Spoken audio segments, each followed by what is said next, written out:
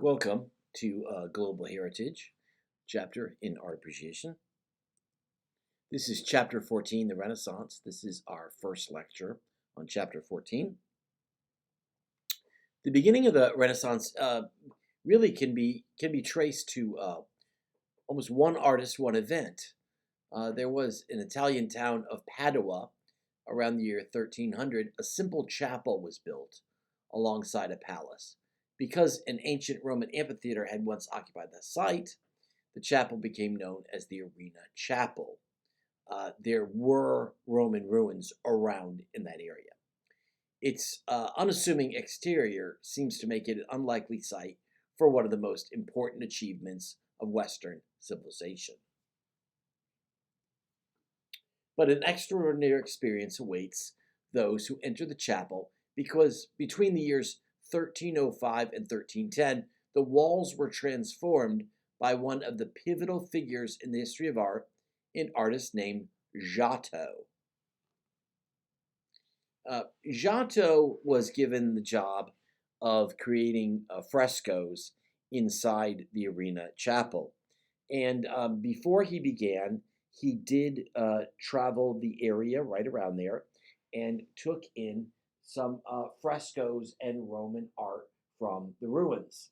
And he noticed how different and lifelike the classical artwork was compared to what had been the artwork that had been done for Christianity. So what he basically does is adds the lifelike qualities of classical artwork into Christian artwork. And that is kind of the beginning of the Renaissance or the rebirth of classical works. This is the Lamentation panel. And there's many panels that we could look at, many paintings we could look at from the Arena Chapel. But I believe this is one of the most powerful ones. If you'll notice here, Christ is dead. He's been taken off of the cross, and his followers are in mourning. There are angels at the top that are in agony, twisting and turning, looking at the dead Christ. The thing is, rather than the angels looking like they've been cut out of paper and kind of pasted onto the painting, these angels are totally three-dimensional, dipping and diving through the sky as they express themselves. And expression is very important because many of the works that we saw before this time for the Christian church, the faces of the figures were kind of these frozen, mask-like faces that really didn't show any emotion. They were very otherworldly. They certainly were very spiritual, but they just didn't express the emotions that were taking place. Now, if we go to the bottom half of this painting, you'll notice that there's a stone that is from the upper right that takes our eye all the way down to the focal point of where Christ's head is. And so the artists here are actually working with compositional elements. And we would see before this time a lot of artworks where the figures were crowded together. They might be very formally balanced, but certainly no asymmetrical balance taking place in that. You'll notice the figures here, the clothing, the drapery fits the body so well. And we can see where the light source is by the light that's playing on the drapery. This one continuous light source throughout the work is not something we were able to see in earlier Christian artworks. The emotion all over the faces of these people.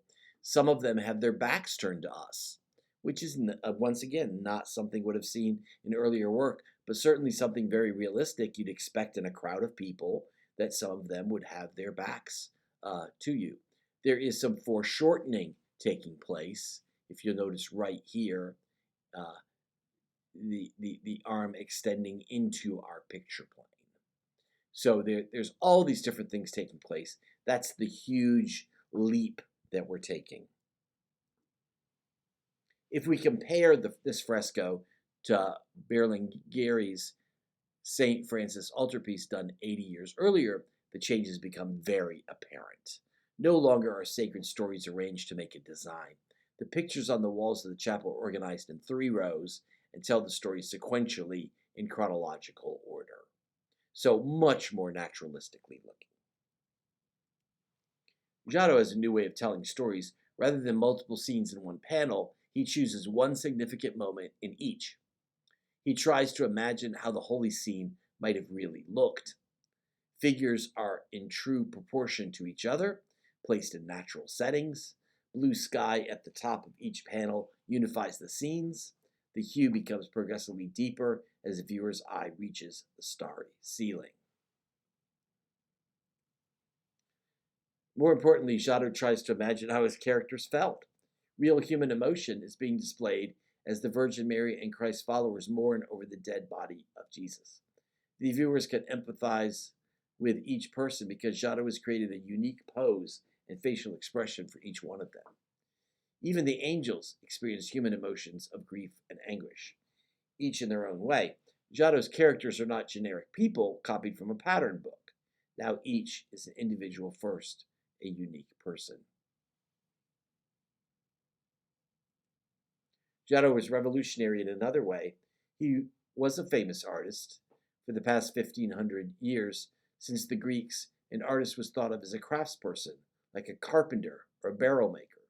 But Giotto's genius was recognized almost immediately.